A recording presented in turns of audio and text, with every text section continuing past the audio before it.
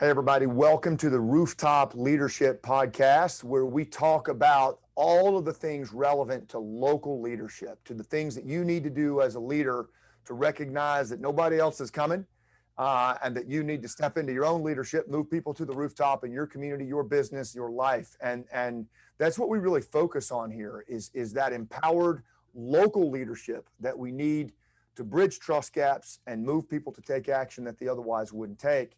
And, on this podcast, whether it's me speaking direct to camera or on audio, talking about the environment, the arena that you live and work in, or bringing guests on, that's always going to be a theme for us. And, the thing is, I'm always really judicious about who we bring in here to have these conversations because this kind of leadership, it's pretty unique, it's pretty dynamic, and frankly, it's kind of rare. And today we are very, very blessed to have a dear friend of mine, someone that I've had the opportunity to pursue a lot of interest with and have a lot of great conversations with, and someone who really is one of the thought leaders out there on empowered leadership and taking control of your life and achieving things in your life. And he's taught me more than I could ever summarize on this show.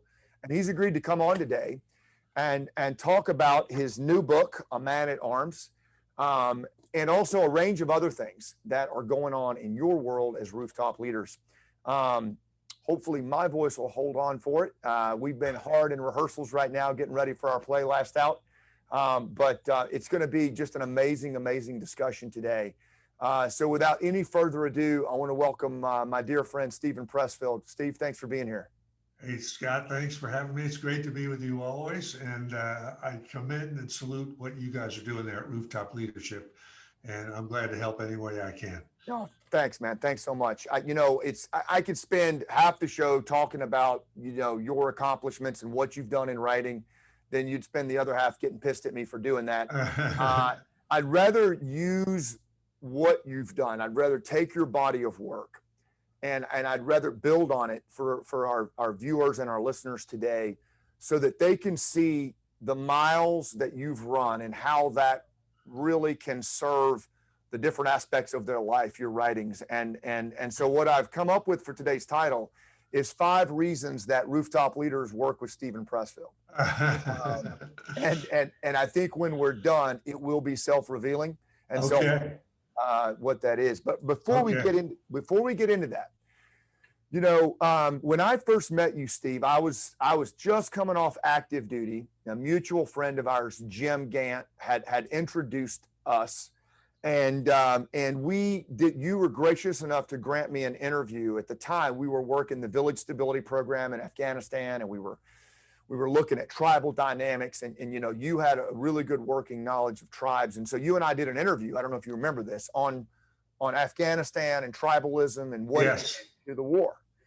And it was striking to me that before that interview, where I'd found you was in the book Gates of Fire, and your writings about the ancient world. And now you've got a new book that's coming out, A Man at Arms, that goes back to, that ancient world. And my first question is tell us a little bit about this piece that you've written.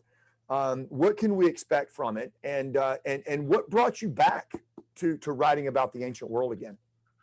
Well, that's a great question, Scott. And I had, I wrote, I guess like 5 novels of the ancient world, starting with Gates of Fire and 4 others after that through the early 2000s. And I remember I had a conversation with a friend of mine as a writer, and he was making fun of me, and he was saying, like, are you thinking now about how you're going to stab the next guy? Should you kill him with a sword, with a spear? Should you beat him over the head, with hot lead? What's going to, I thought maybe I've done this a little too long, So I said, all right, so I switched to the contemporary world for the next few books. But I always missed the ancient world, and I loved that idiom. I love the language that you can use in that, and I love the way that you could talk about things like honor and integrity and stuff like in that ancient world where you can't really talk about it in the contemporary world, as you well know. or it's a lot more difficult. Yeah. So I always wanted to get back. And there was this one character that I had, Telamon of Arcadia, who's kind of like a Clint Eastwood man with no name of the ancient world, that I had in a couple of other books, and I wanted to bring him back and do a book entirely about him. And finally, I found a story that I wanted to tell, and that's how A Man at Arms came about. So it's kind of great for me to be back in that world again, that I really feel is my wheelhouse. Yeah. Here's the thing though, Steve, and you and I have had, I mean, you have relationships with warriors from the special operations community, from the U.S. Marine Corps, and the relationships go from down in the trenches, men and women that are in the trenches, all the way up to, the highest levels of the Pentagon. And we won't go any further on that, but you do. And they trust you. Like they trust you. They have conversations with you around, the realities of the martial life. And I'm wondering, as you think about the world we're in right now, I'm going to get right to it. Uh-huh. What is it about this book? Because I'm deep into it now, and I have my own thoughts on it. But what is it about this book that makes it so relevant for the times we're living in right now? That's another great question, Scott. I'll go a little deep here, maybe too deep, but I think that we today, as a society and in the whole world, we're stuck in a kind of a warrior mindset, particularly in America today. I know this is a big issue with you, Scott, of the polarization of partisanship. Yeah. Left hates the right hates the left. We've now got to this point with militias and stuff like that, where you really see toxic warrior concepts out there, toxic warrior identities, and people who are applying violence in a way that is completely inappropriate, right? I mean, it's maybe appropriate against Hitler, but it isn't against the Michigan State House, So this character of Telamon, who is this solitary warrior, this kind of supreme warrior in A Man at Arms, is up against that same issue. He has sort of an aspect of him is he can't die. He's been around in century after century, and he's sort of exhausted this warrior archetype mindset. And so his issue is, how does he get beyond it? Which is really what you're talking about in Rooftop Leadership. It's like, what's the next evolution? How do you get past this? And for him, in the story, it comes down to love. It comes down to a move beyond fear into love. And even, if I may use this word, into faith. So that's why, a lot of times when you write a book, you don't even know why you're writing it. You're just sort of seized by it. It's not like you have a plan. And I sort of realized this as it went along, that this book really grabbed me as a writer because it was so relevant to what's happening today. And I didn't realize that at the start, only when it was done.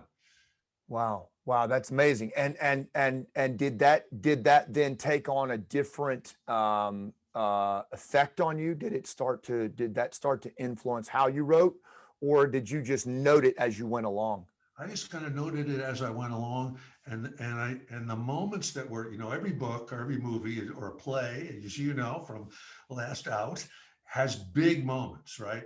And I've always thought those are the moments you don't want to sell short. And so having sort of a grasp of this idea of moving beyond fear to love, and even into an aspect of faith, I just, once I grasped that, I made sure to really make those moments work. Yeah, you really do. And I tell you, there's, again, I have to be really careful here because I don't want to get in front of the book. And I've had the honor of reading it, but there are some moments when Telamon steps into the fray. It is so epic, and I honestly believe it's because he is empowered with those things, and he is searching for those things. I believe it truly elevates the prowess of the warrior when they are fueled by those things, and it's so evident in this book. And I think that's what I'm so excited about for people to read it, because there are so many messages for us. And whether you actually served in the military or not, you and I have both talked about that, like the warrior ethos and that code of the warrior is very, very relevant for Yeah. anybody, but it It's has been applicable to everybody. bastardized. Yeah. Yeah, Yeah. but it has been bastardized to this confused understanding of it in modern times, hasn't it? Absolutely. I was, as you know, my first book in the ancient world was Gates of Fire. That was about Yeah. the ancient Spartans, about the 300 Spartans at Thermopylae. And this year is the 2500th anniversary of that battle. Wow. Or actually 2020 was the, and I did a thing with the Greek government on that. And one of their issues and problems is when they talk about ancient Sparta, is that the ideals of that society have been co-opted and misappropriated so many times. I mean, the Gestapo used those, used to cite this whole Spartan thing, Right. and so and nowadays you see it again, um, and uh, I don't want to get political because I don't want to get Yeah. into doing that sort of thing. But definitely the warrior archetype and the warrior mindset that can be so positive when it's used in the right way is today it's really kind of on borderlines, on the edge. There are places where we're really going over the edge here, Yeah. as you Yeah. well know. Yeah, yeah, so well said. And I think your point about faith, love, and the ability to bridge, beyond conflict. Yeah, And, bridge, and I, like you say, that bridging mindset. Yeah, man, especially and particularly, I think in the world we live in today, where conflict is so pervasive. The other thing that strikes me about the book, and then we'll move on to some of your other works, but the other thing that strikes me about your protagonist here, Telamon, is his reluctance. I love that. I love the reluctance that he brings to the arena, and it's because, in at least in my estimation, he's just seen so much of this. yeah, yeah, exactly. And I think it's kind of part of what I patterned him after in terms of writing this book was kind of classic American Western movie heroes who Yeah, are yeah, almost always reluctant, right? And samurai movies, it's like they understand that when you draw your sword, that's a big deal, right? And the ethic is you should never draw your sword unless you're prepared to die, right? And prepared to take life. And so Telamon is that character. And I know many, many people from special forces that have evolved to that state. They've seen it, they've done it, and they're always reluctant. absolutely. And I think that's why I call it the veteran's dilemma, is that today so many veterans are so put off by the contempt that citizens are showing for each other and using this loose language of war, whether Yes, it's yes. insurrection, civil war, Yeah. and to me, and I think a lot of my brothers and sisters, we kind of look at the folks that are saying that and we're wondering, I wonder what you would do at the first crack of a round. Yeah, yeah, yeah. I'm wondering how that would go for you. And I think the fact that it's so embellished and so loosely thrown around is, again, it's a close parallel to this book. Yeah, absolutely. So anyway, Huh. what I So, feel like I'm using up much of your time here. Let's no, not at go on to all, the not at next all. one. So yeah, so what I want to do now is I want to pivot into, again, what I've coined is 5 reasons that rooftop leaders work with Stephen Pressfield, and I'm speaking for myself and a lot of the people in my tribe as well. Is the first one that I came up with is that you do suggest a code that we can all aspire to live by, and it's in this book right here, The Warrior Ethos. And it's what I love about this thing is like many of your works, like it fits in the cargo pocket of the fatigues. It's easy to tote around, but there's so many lessons from this book, from the warrior class, that I mean they fit right in modern day society. Tell us a little bit about this book, Steve, and kind of what the background on that was, and what your angle was on putting this into the world. That book came out, I don't know, maybe certainly while the U.S. was very actively involved in Iraq and Afghanistan. And I was getting a lot of mail from guys and gals who were over there, and you could tell that they were very frustrated in the sense that the war was not a black and white situation at all, and what they kind of signed up for to serve their country, to follow an honorable course. They felt like, we're not really getting it here. The area, it's so gray. It's not black and white here. So I thought, I don't know, I just had the idea of writing a book that would be the stories in the warrior ethos are all from the ancient world. There's stories about the Spartans, stories about Alexander the Great, and stuff like that. Right. And I wanted, in that era, the warrior ethos was a lot more clean cut. The whole concept of a shield to shield clash, where if you were going to kill the enemy, you had to get so close to him that he could kill you, Right. instead of drones and things operating at the standoff range. And anyway, so I wanted to write a book that would fit in a cargo pocket, and that might cheer people up a little bit, or kind of remind them of what the warrior ethos really was all about, the honorable aspect of it. Yeah. So Yeah. that was the origin. We wound up, my partner Sean Coyne and I wound up giving away 18,000 copies of the book, and that's a whole other story. Yeah. But the cool thing is, like, where it ended up, though, I mean, is like, even at the end of the book on page 30, you say, the hardest thing in the world is to be ourselves. Who are we? Our family tells us, society tells us, laws and customs tell us. But what do we say? How do we get to that place of self-knowledge and conviction, where we are able to state without doubt, fear, or anger, this is who I am. This is what I believe. This is how I intend to live my life. In this task, our mightiest ally is the warrior ethos. And I just think that's fascinating that you've made this available to people that never served. I mean, that we're all, in a sense, warriors. Talk a little bit about that. I do think that's absolutely true today, particularly in a free society where we're individuals, right? Where we're really not serfs or slaves like we might have been in earlier eras. And the whole concept of a warrior mindset and the virtues of a warrior, which would be things like courage, patience, love for one's brothers, selflessness, the willing embracing of adversity.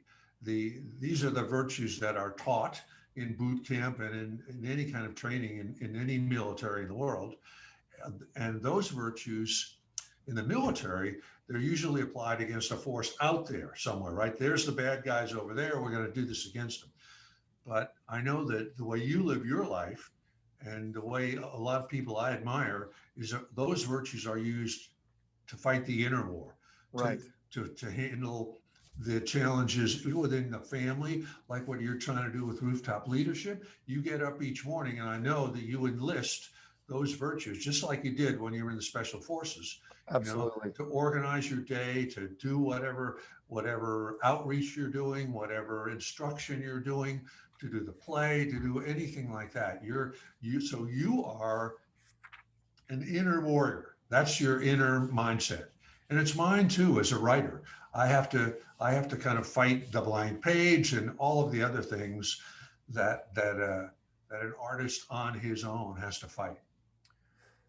Absolutely. And I do believe it's that inner war. And you've even broken it down that way. You've talked about, the external war, the internal war.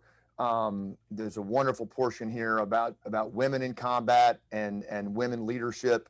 And what I would say to anyone, if you haven't read this, like, the cool thing is you can pick it up and literally flip to any page and find a piece in there from the battlefield that will serve you in your personal life. And I do think, Steve, in these times that we're in, that we do need to get clarity about what we stand for and how we navigate the world. I do think we need our own ethos and value code to operate. What are your thoughts on that?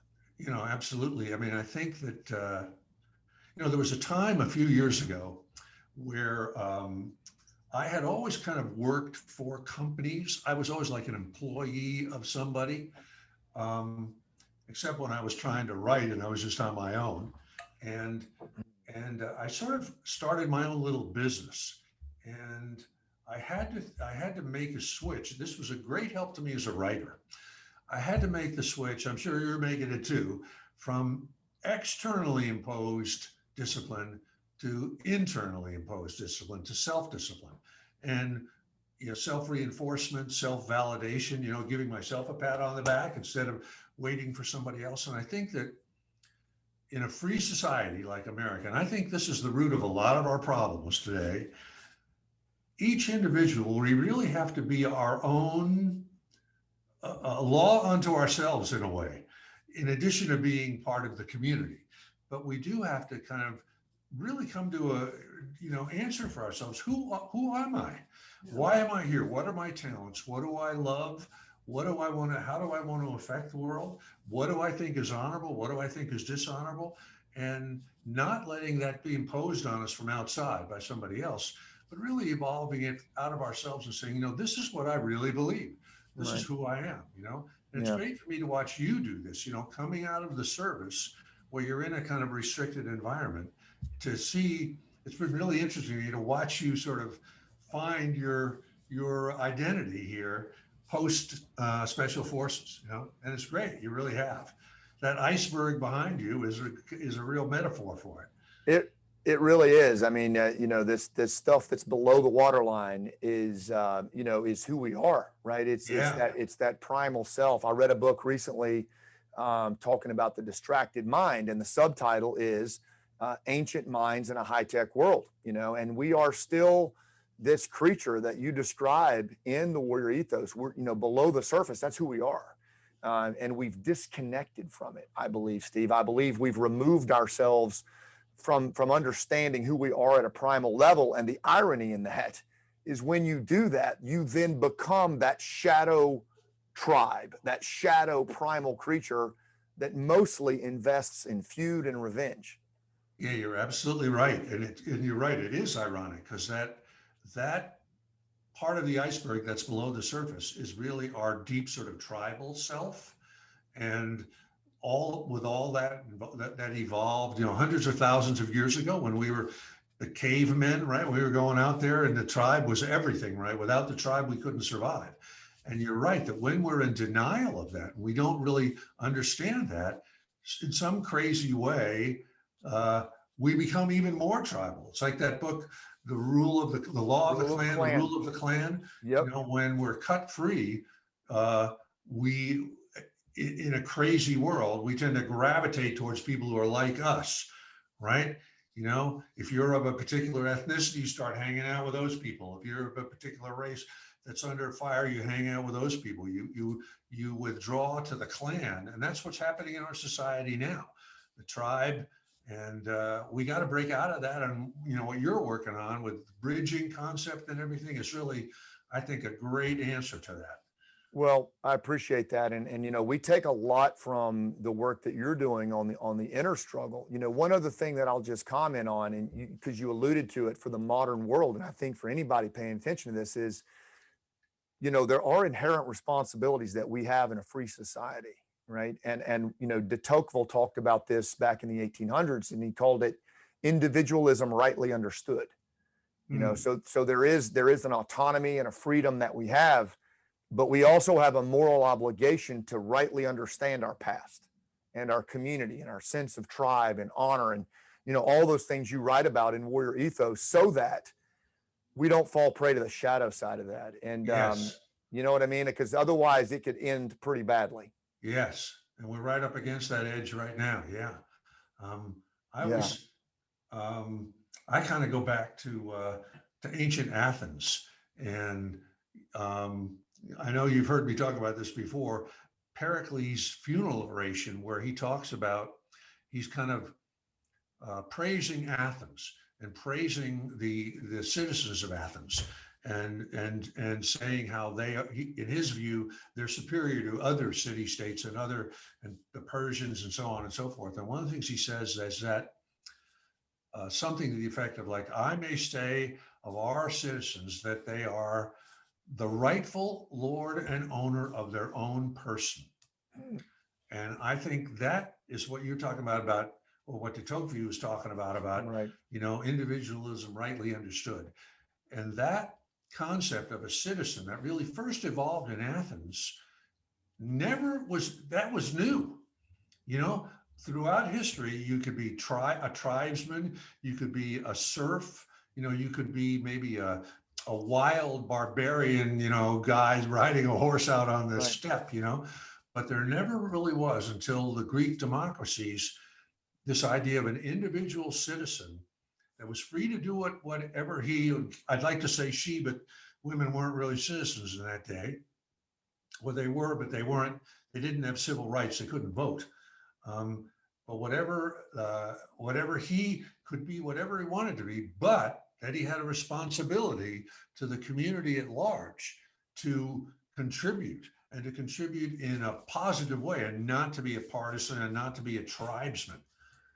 Yeah, Steve, we're onto something really big right here, and I just want to make sure that we pull the thread on this fully because, I mean, you're absolutely right, and it's that inherent moral obligation that we have to understand what it means to be a citizen. I think that's why at Rooftop, like we have to move a bit more deliberately and slower. Really, it's where we're focusing on this podcast to illuminate some of those realities about what it means to be a citizen. Like that is an invisible truth that we all take for granted unless we dive into that. And then once we understand what it means to be a citizen, we can still look at race and we can look at gender and we can go, we didn't get that one right. But Uh-huh. I don't believe you abandon rule of law and the role of a citizen as an individual rightly understood because you got parts of that wrong. The principle and the precept of it remain even more important to double down and make that applicable to everybody. Yeah, it's really true. I mean, it's sort of like the Maslow Pyramid, I know you're familiar with that one where Yeah. um, you start at the very bottom of the pyramid, which is about just survival, right? Your basic needs are food, shelter, and so on. And as you go up the pyramid to the top, you're into self-actualization and becoming who you really Right. are. And only really very, very few people in the world have been able to be lucky enough to be able to make that choice. But it's the same thing what we're talking about, like being a citizen, where it's what the modern world is asking of all of us. It's like what Jim Gant would call warfare at the PhD level. Yeah, You know, it really is. where you really have to manage your own prejudices, become aware of your own prejudices, of your own preconceptions, your own tendency to anger, to tribalism, to fear, to et cetera, and somehow be able to move beyond them or discount them and act, for the community as a whole and going forward into the future for other generations, that we're not screwing everything up Yeah. for our children and our grandchildren. It's so good. And the other day I've actually lost friends around this bridging trust approach. I mean, really good friends who are very polarized and they take offense at, at me promoting a bridging trust and Rooftop promoting a bridging trust methodology. And it's ironic to me that, if you think about it, particularly for warriors, we take an oath to defend the Constitution because of its principles and ideals. Imagine if warriors allowed themselves to be swayed by the polarization wholesale that was happening right now, what the country could look like. And frankly, there's a lot of other countries where that does happen, where that does happen, where the warriors, they swear their allegiance or whatever to a political party or a certain ideology. And then, the rest of those folks are just left out, and they're left to fend for themselves. And, which brings me to the second reason that Rooftop Leadership works with you very closely is the fact that you do know the enemy. You recognize the enemy. That's one of the first rules in warfare, is to always know your enemy and to know them inside and out and to build a relationship and your understanding of them, so that when you get to the fight, that rather than being surprised, you adapt, and because you considered everything that you could.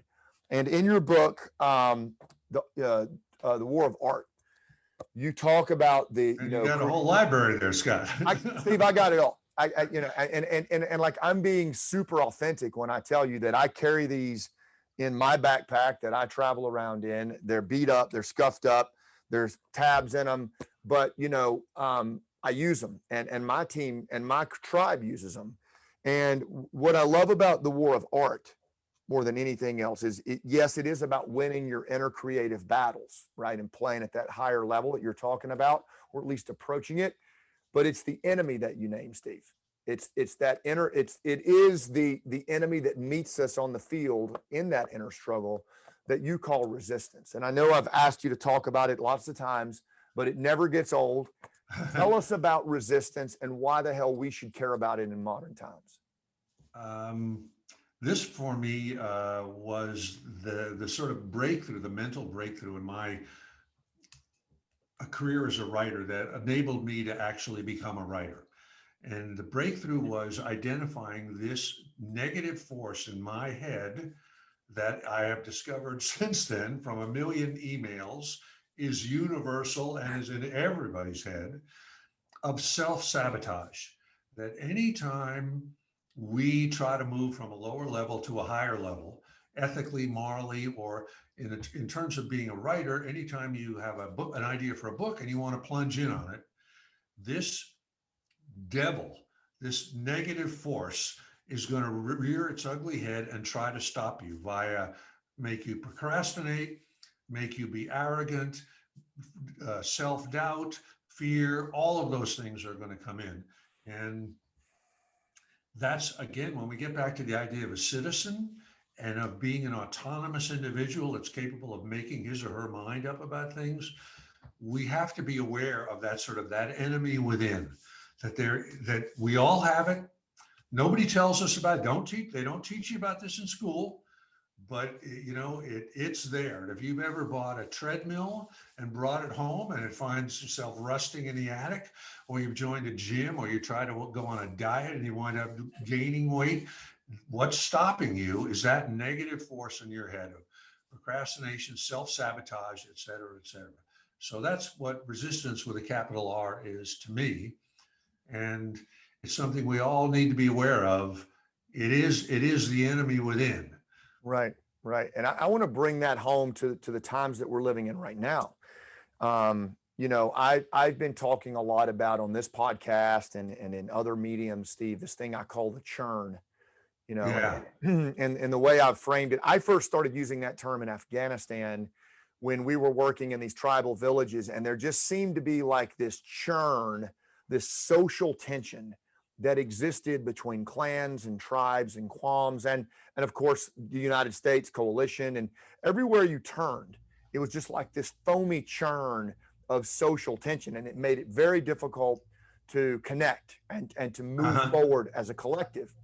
And when I came home from my time in special forces and I retired, and I started looking around the business arena and I started looking around communities, and honest to goodness, it seemed like there was even more churn here at home than in these Afghan villages. And at first I kind of just started saying that facetiously. But then, the last couple of years, I truly believe that it's worse because we don't know who we are as a species, really. And so that's even more, the Afghan tribes know who they are, and I'm not sure we do. But anyway, the churn, by my definition, is a combination of environmental. So you have like complexity, volatility, the old VUCA acronym: volatile, uncertain, complex, and ambiguous. And then it's the human terrain, where you have distrust and disengagement and distraction, which is unprecedented in our times. And then I believe that the coup de grace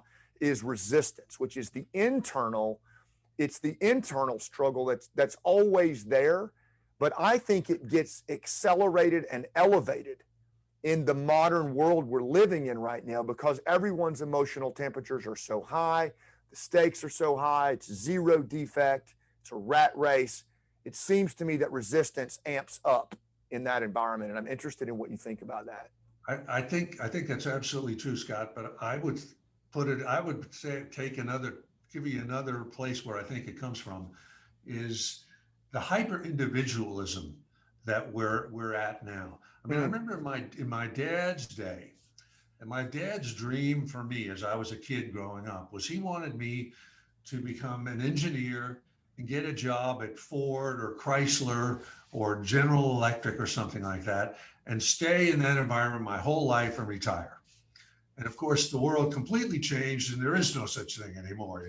Right. You might work for a big company, but they're going to lay you off, cut off your medical insurance, et cetera, et cetera. So we're all on a societal level kind of thrown back on ourselves more.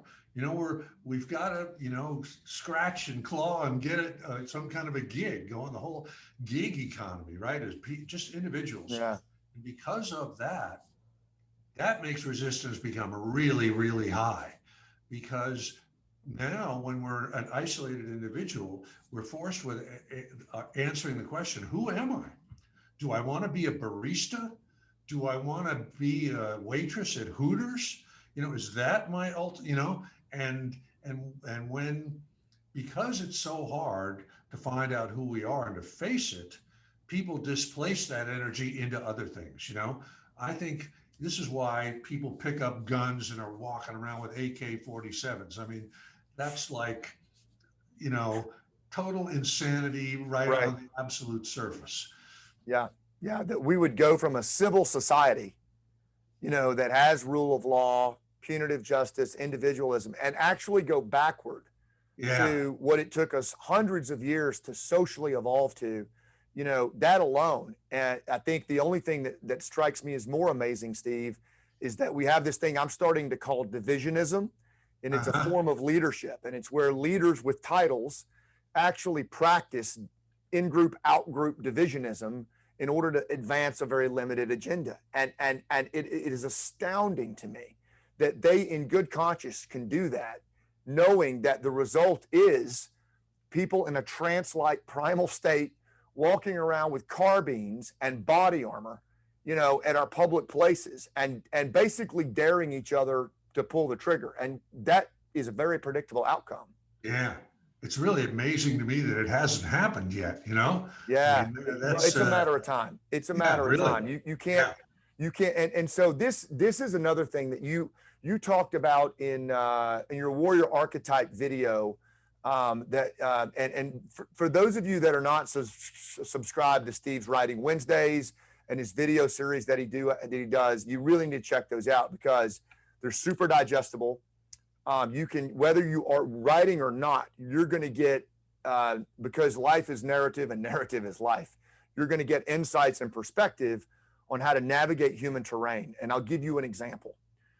Recently, Steve, you were talking about how resistance really is at the epicenter of a lot of the external battles that we're facing in this modern society, the lack of trust and those things that are going on. Really at their core, it's resistance. It is that internal struggle that we're going through that now we're projecting out here. And I wonder if you would talk a little bit about that, because I do believe that, as Ivan Terrell says in The Human Givens, when we approach a certain level of anger and fear, we go into a primal trance-like state that is not suitable for the modern world, suitable for if a tiger's after you, but, if you're going to war against a tribe, but not if you're dealing with your 401k eroding. So what's going on with resistance and how it's affecting us with our social situation?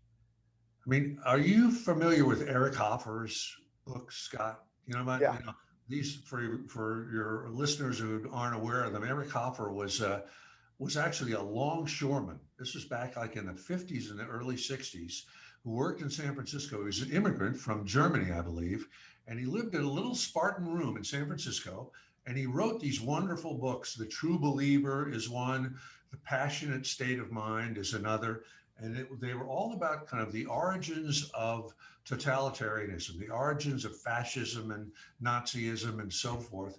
And he was really kind of asking, what makes an individual sign up for the brown shirts or for the SA or to be some kind of a thug that goes around carrying a gun or whatever it is.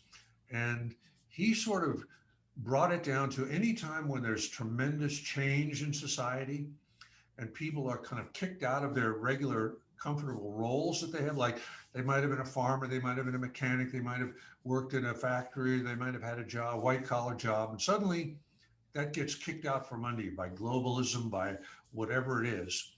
And people enter this sort of state that Eric Hoffer called frustration. I would call it resistance. And where again, an individual is thrown back on their own resources and they have to answer that question. Who am I?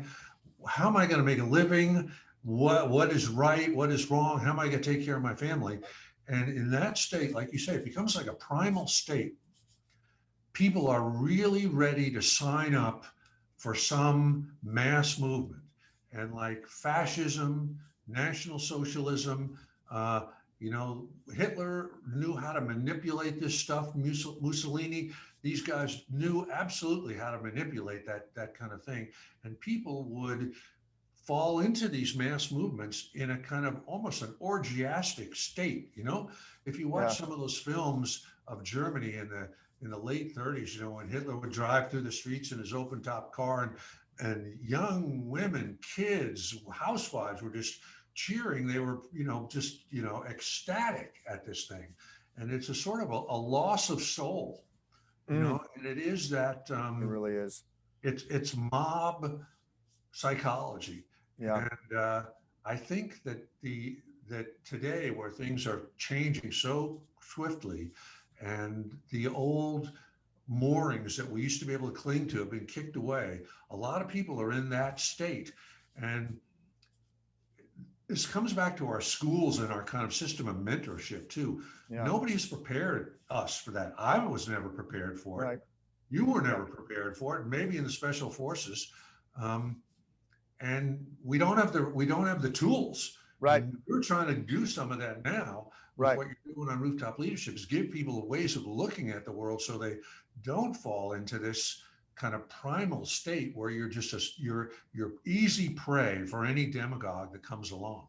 You're so right. And I think our first 3 episodes that we did for the podcast this calendar year were designed to give a language to the levels of, what Sebastian Junger, and I think he frames it very well in his book Tribe.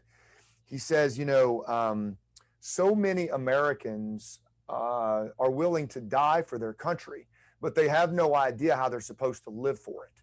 And the reason that he says that, and I do believe this is the veteran's dilemma, is that Americans, as a general rule, are treating each other with the level of contempt that is normally reserved for one's enemy.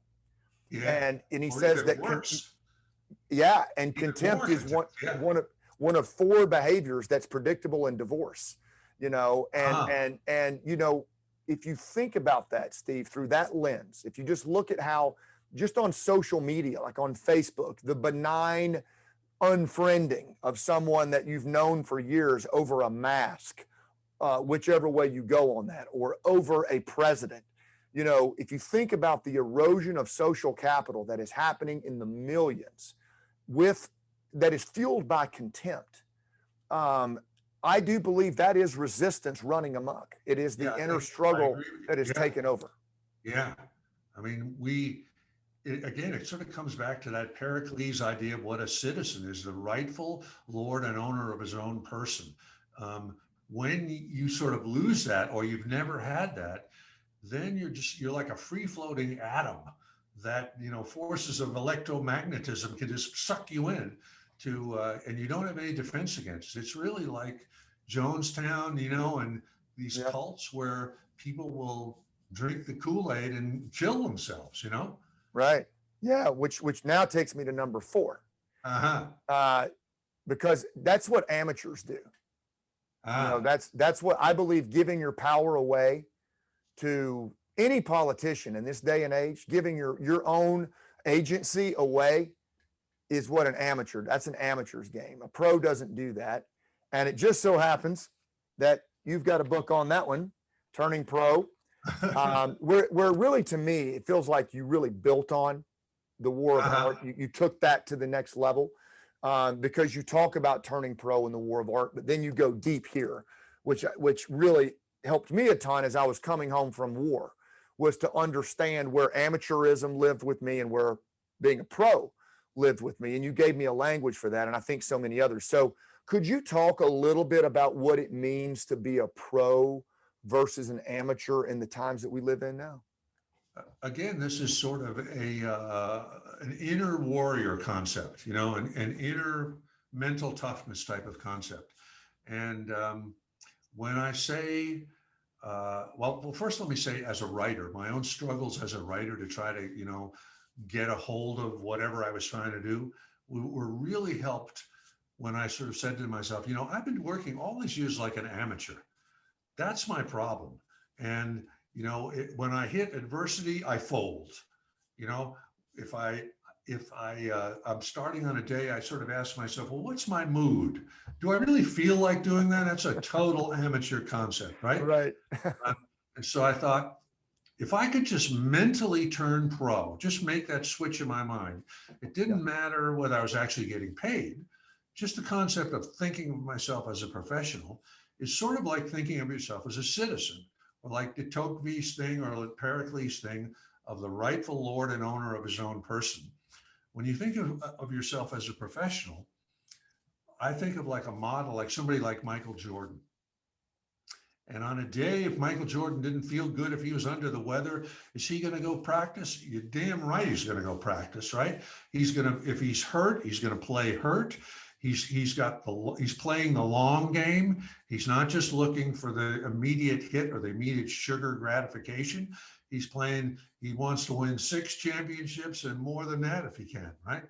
Absolutely. So the concept of being a professional is really being committed to a goal, to an aspiration, committed to a process of growth, of learning, of evolution of your own self, committed to a process of community, of making friends, making colleagues, and helping and being helped, and so on and so forth, and guiding yourself by your own North Star that you've decided yourself, not what your mom and dad told you, not what the church told you, not what the Marine Corps told you, but what you believe yourself. So, I know that that's what you've done, Scott, with Rooftop Leadership for yourself. You've kind of found that North Star, and I'm sure it wasn't easy. I'm sure you waved back and forth, and you're following it and making your operation and your own self more professional every day. No, yeah, I appreciate that. What resonates for me on that, Steve, was when I wrote the play Last Out, and then I had to complete my midlife crisis, I decided I was going to learn to act at age 50, and I'd never acted in my life. And a lot of your writings really helped me because, I knew to do it right, to tell the story, I was going to have to become a pro. I was going to have to really pursue acting, the way a pro would. And that meant going to New York City quietly twice a month, working with Larry Moss and Carl Burry and Jean-Louis Rodrigue. I mean, some of the best in the business, and putting myself into that horrifically uncomfortable place where these 20-something actors and actresses were like, who is this old fart? And why is he here? But all of those writings on, if you show up as an amateur in that moment, you're not gonna make the distance, are you? Yeah, and I gotta take my hat off to you, Scott. I gotta tell everybody listening. I remember when you first told me you had written this play, and I thought, oh, that's pretty cool. And then you said, well, I'm gonna be in it. I'm gonna be starring. And I thought, really? And I thought, and then I saw it. I said, wow, Scott is really great. He's really got it. I really had to take my hat off to you. Well, you really did, and that takes a lot of balls too. I mean, to put yourself out there on the stage, where who knows what people are going to respond to, but you did absolutely. But job. That's not a midlife crisis. That's evolution. That's a great thing. Well, thank you. And that actually, and I didn't mean to do that, but it is the segue into the next one I wanted to hit.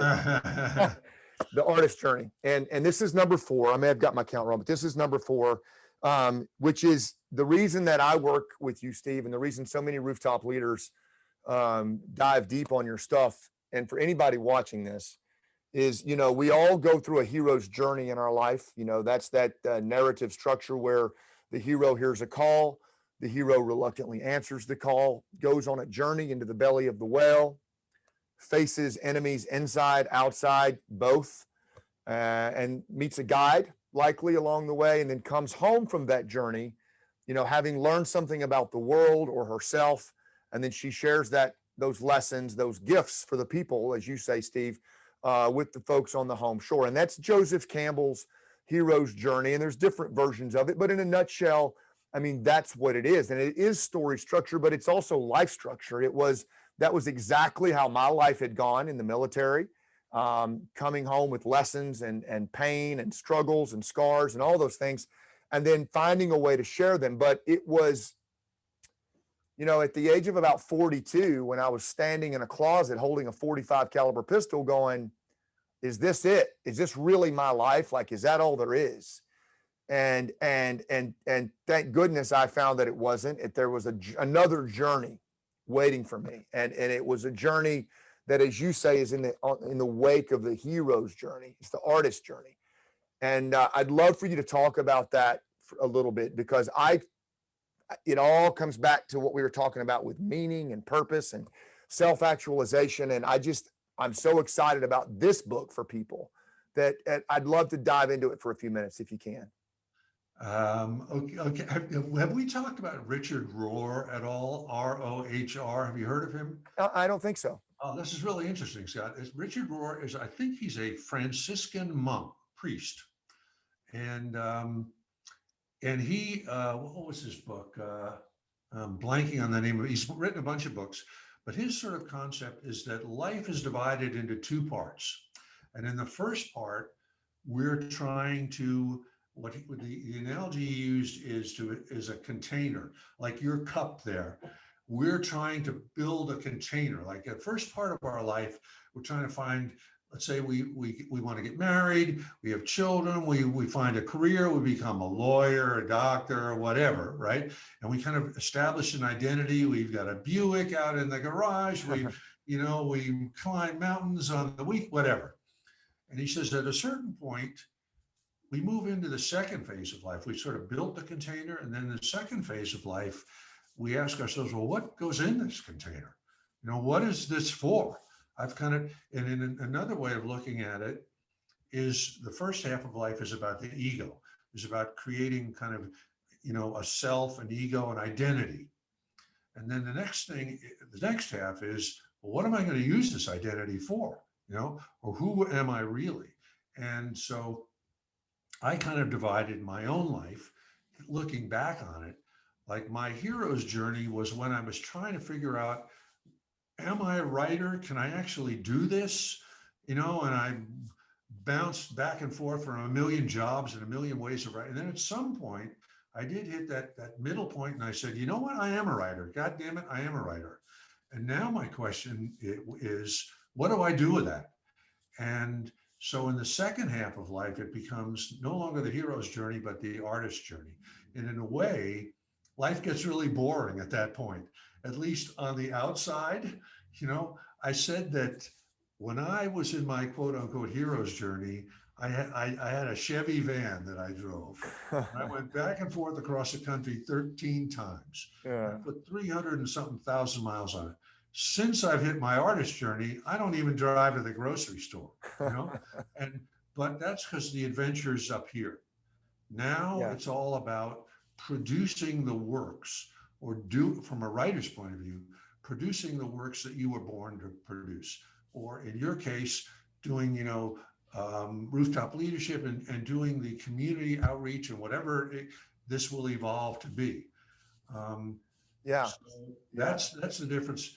It really helped me to think of it as a different journey. The hero's journey's over, the artist's journey now begins. Yeah. And something, Steve, that's so good. And, you talk, one of the things you say is that, the artist, the hero's journey, it has a beginning, a middle, and an end. And then the artist's journey, you say, we ride this sucker to the end of the line. Yeah. And I love that, because that actually gave me a lot of comfort. And it gave me a sense of myself on, okay. And like my dad, he read that, and he's a couple years older than you, and he's been through cancer and a stroke. And he recently had another one, and he's restoring this American chestnut tree, and he's a huge fan of yours. And we talk about that, and he uses that line. He says, I'm riding this one to the end of the line. And I just can't. But yeah, that's a classic. Your dad is a classic example of that. Yeah, like his yeah, crusade for the American chestnut tree. That's his artist journey. And I'm sure that he's focused on that. 100%. Right. That's what he's doing to the end of the line. absolutely. And I believe, to me, let's take it back to the society we're in. When we can find, if we can hope to find that artist journey and start to get on that path when the other one's over, in this time of churn and resistance and distrust, that level of self-actualization creates such an openness, particularly, I'm speaking now to everybody, but also to warriors. I think if we can find that artist journey as we come home from the battles, much like Telamon did, and that's what opens us up, to a whole realm of possibilities where we don't have to get caught up in that crap anymore. Yeah, it's true. I feel like I am not caught up in a lot of the crap that I used to be caught up in, and that I can now focus on. You sort of ask yourself in the hero's journey, right? The final beat of the hero's journey. If we think about Odysseus and the Odyssey, right? He returns home to Ithaca, and the hero returns with a gift for the people. That's usually the Joseph Campbell interpretation of it. And the question then that we ask ourselves is, what is our gift? What is, if I'm Bruce Springsteen, I know what my gift is, right? And now I'm going to produce albums or be on Broadway or do whatever I'm going to do to actuate that gift.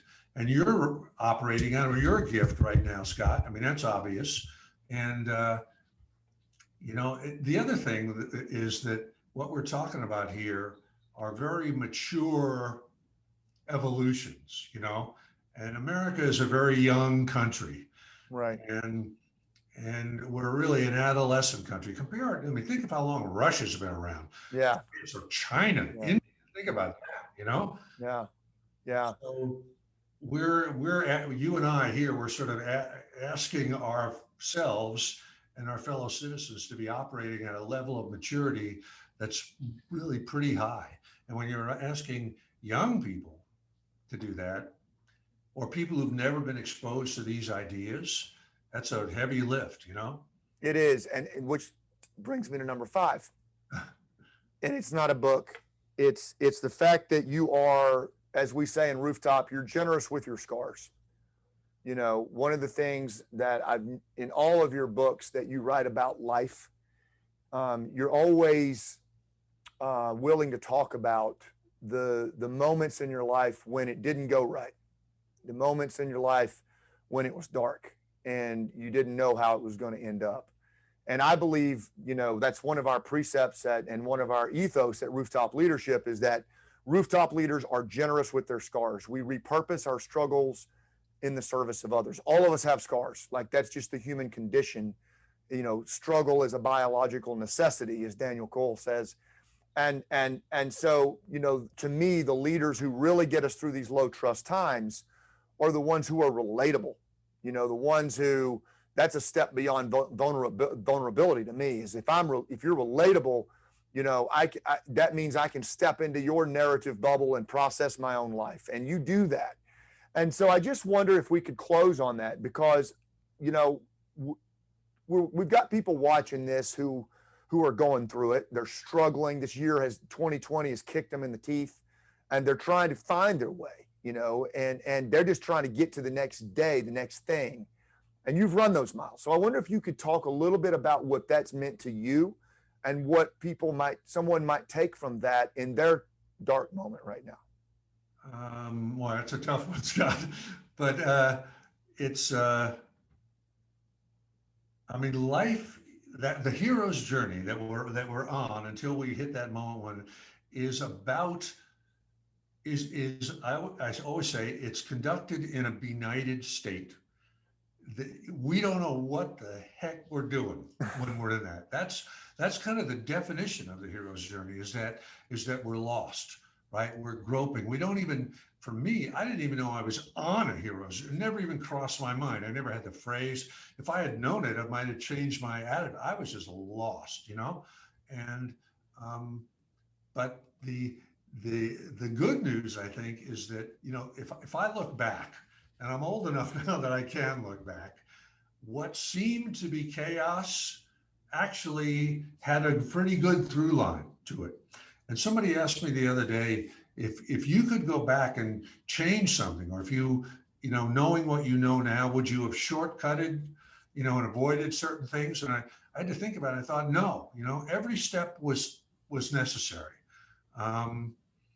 Even look at, like, to use a bad example, maybe the Super Bowl was yesterday. Bruce Arians, the coach, right?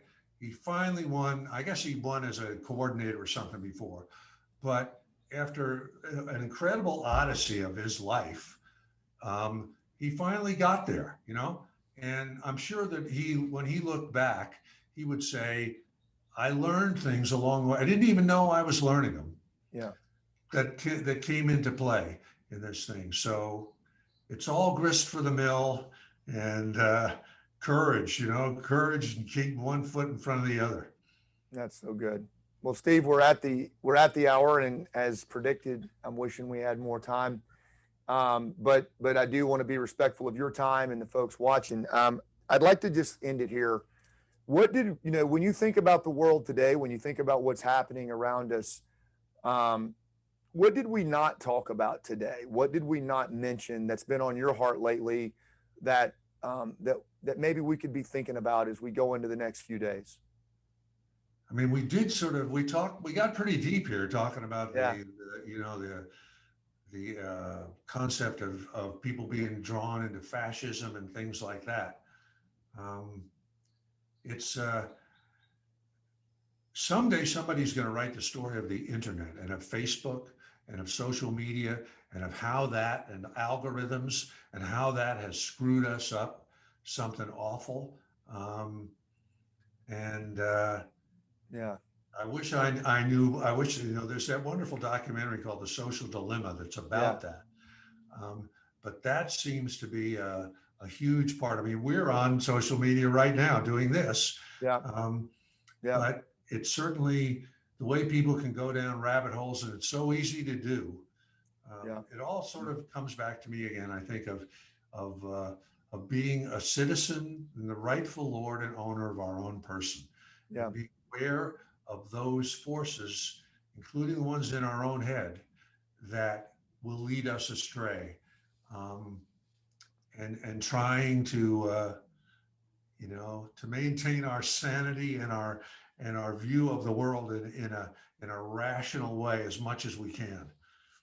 Yeah, absolutely. And this iceberg that's behind me that goes with that is that, I believe part of our inherent obligation as citizens is to understand our own nature, understand where we came from, understand what makes us tick, that we are still ancient minds in a high-tech world. And if we're not, we are susceptible to primal behavior, and that can be positive or it can be negative. We can have a trance-like state that is positive, where our jaws open and we're drooling while we're listening to a great story, or we can have a trance-like state where we're spinning around like the Tasmanian devil with an axe handle, bashing our political opponent on the head. Both involve, molecules coursing through our body, and they're both primal, Steve. But, if we don't understand how that manifests in our life and our own emotional temperature and how we lead ourselves through that, we're in for some rough times ahead.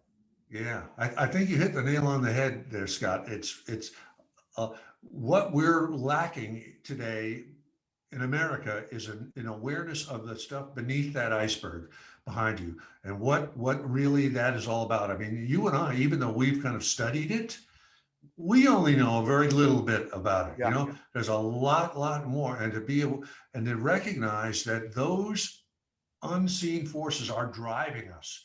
We might not realize it, but they are, Yep. we Yep. think we're in control of the iceberg, but we're not, and we're Yep. not even aware of it. Yeah. As a former Green Beret who studies human terrain, I firmly believe that many of us are becoming unwitting pawns of divisionism. Mm. I think And I you're think, absolutely right. You're absolutely right. And there are a lot of actors out there that, like you say, are exploiting divisionism for their own ego, to get a little bit of a rush and a little bit of a power, absolutely, Name a absolutely. couple right off the bat, I don't even need to. Yep. And so a good first step would be to read about this dude right here. Steve, honestly, this book is amazing. All of your work is. This one's coming out soon. Tell us a little bit about this real quick. And can we get it now? You can pre-order it now. It comes out in about on March 2nd, so about 2-3 weeks. And if you do pre-order it, hang on to your receipt, because we got a bunch of kind of little prizes and stuff like that are kind of cool. And to find out any more about it, just Google Stephen Pressfield or www.amanAtArms.com. You can find out about it. Yeah, and what I will tell you all, book. it sure is, and it is an amazing read. It'll suck you in like page one. You're done, and it is a man at arms, and you're gonna if you liked Gates of Fire, hold on to your hat. That's all I can tell you. It is fantastic. And the other thing about Steve's work is that once you start working with him and diving into his content, he brings it to you in so many cool ways, and you're just going to have a blast with it. Steve, as always, it's just an honor to have you on. I've been looking forward to this for months, and I hope that you'll come on with us again. I just appreciate all that you do and that you put out there, and it's just an honor to call you a friend. Absolutely, Scott. I feel the same way. Call on me anytime. I'm so impressed with what you're doing, with Rooftop Leadership, and it's wonderful to watch this whole thing evolve, because it keeps evolving in very rapid, changes. So God bless you. It's an honor to call you a friend, and consider me part of the team forever. Yeah, it's so cool. And so for everybody watching and listening, thank you for being on. I just want to remind you that when you listen to the conversation that Steve and I had today, go back and listen to it again, dive into it. If there were references made to certain books, Falling Upward was the one that Wes just Falling Upward. Yep. Yeah. Dive into it, because this is what leaders today have to do. Nobody else is coming. Nobody else is going to lay this out for us. No one's going to lay it out for you in your arena, your community, your job. You're going to have to hold that space, create that safety, that sense of connection, and that shared future. Fear's contagious, but so is leadership. So thanks for what you do. Steve, thanks again for being on, and we'll see you on the rooftop. All right, Scott. Thanks a lot. Signing off for now.